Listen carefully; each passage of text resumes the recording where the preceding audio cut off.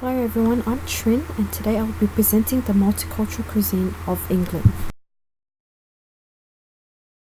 England is located bordered to the north of Scotland and to the west of Wales, which are all included under Great Britain. There have been many historical influence on the current food practices of England around the world. In ancient times, influenced by the Romans and medieval times the French, when the Frankish Normans invaded, they brought with them the spices of East, cinnamon, saffron, mace, nutmeg, pepper and ginger. Although during the two world wars, British cuisine was damaged and Britain's goods became short because the war affected used up goods and services and so less were left over for private people.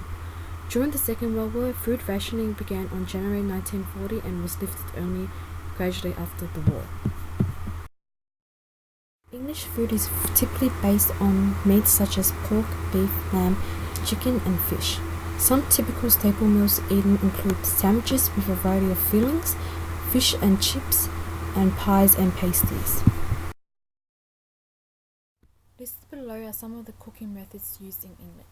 Most English cuisines base their cooking ultimately on French cooking techniques. So you got your beating, chopping, creaming, roasting, sautéing, which is used commonly in England today. A couple of the influence of religions and beliefs in England involve no one is allowed to eat until after morning mass, and absence from meats were important to sustain and attain greater communion with Christ. This involves occasions such as Lent Fridays. England has many holidays and festivals which are connected to religious beliefs.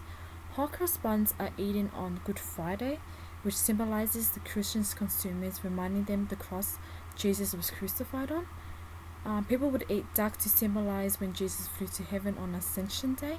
And on Harvest Day, the English eat foods that are drawn to crops, such as loaves of bread made from farmers, using fresh wheat crop which celebrates the food grown on the land.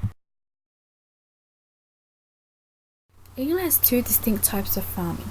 They prefer pastoral farming, which is the breeding of livestock for meat, wool, eggs, and for labour, and also arable farming, which is when you grow crops in the field, which have usually been ploughed before planting.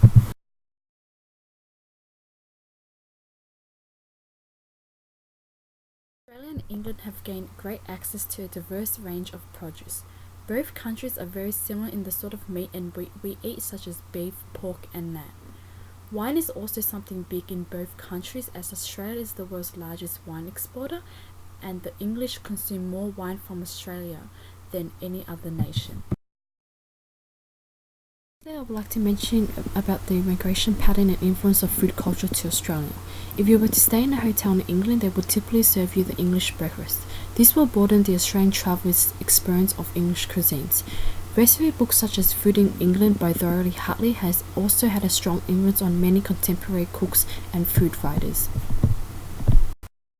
That's the end of the presentation. These are my references and thank you for everyone for watching.